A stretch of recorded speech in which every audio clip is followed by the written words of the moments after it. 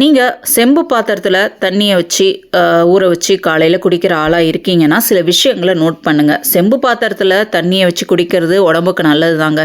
நிறைய health benefits இருக்குது. நம்முடைய ஹார்ட் ரேட்டை ஒழுங்காக இருக்கும், பிளட் ப்ரெஷர் நார்மலில் இருக்கும், அயன் அப்சார்ப்ஷனுக்கு ஹெல்ப் பண்ணும், ஸ்கின்னோட ஹெல்த்துக்கு நல்லது, போன்ஸ் ரொம்ப ஸ்ட்ராங்காக இருக்கும், நம்முடைய இம்யூன் சிஸ்டமை நல்லாவே பூஸ்ட் பண்ணும். இவ்வளோ ஹெல்த் பெனிஃபிட்ஸ் கிடைக்கிது, உண்மைதான். ஆனால் அதை நீங்கள் ப்ராப்பராக யூஸ் பண்ணணுங்க. வாயகன்ற செம்பு பாத்திரமாக யூஸ் பண்ணுங்கள். வாட்டர் பாட்டில் இதெல்லாம் யூஸ் பண்ண வேணாம். அதே காப்பரில் வாட்டர் பாட்டில்ஸ்லாம் வந்திருக்கு. ஸோ நீங்கள் அதெல்லாம் பயன்படுத்தாதீங்க. அதை க்ளீன் பண்ணுறது ரொம்ப கஷ்டம். நீங்கள் சரியாக க்ளீன் பண்ணாமல் யூஸ் பண்ணிங்கன்னா உங்கள் உடம்புல நிறைய பிரச்சனைகளை உண்டு பண்ணும். ஸோ அதனால் ஒரு வாயகன்ற ஈஸியாக க்ளீன் பண்ணக்கூடிய ஒரு செம்பு பாத்திரமாக எடுத்துக்கோங்க. அதை நல்லா க்ளீன் பண்ணிவிட்டு அதில் தண்ணியை உங்களுக்கு எவ்வளோ தண்ணி வேணுமோ காலைல குடிக்க அந்த தண்ணியை நீங்கள் அதில் ஊற்றி வச்சுருங்க. ஊற்றி மூடி வச்சுட்டு ஓவர் நைட் அப்படியே விட்டுருங்க. அதை மார்னிங் யூஸ் பண்ணுங்கள். அதுவே போதும். நீங்கள் அதை டே ஃபுல்லாக வச்சு யூஸ் பண்ணணும் அவசியம் கிடையாது. காலையில் ஒரு வேளை குடித்தாலே போதுமானது. நம்மளுக்கு உணவுகள் மூலியமாகவும் காப்பர் சத்து நம்ம உடம்புக்கு கிடைக்கும்.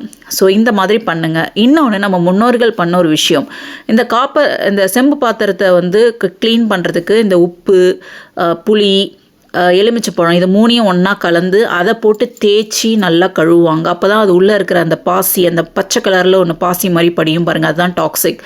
ஸோ அதெல்லாம் போகிறதுக்கு இது ரொம்ப ஹெல்ப் பண்ணும்.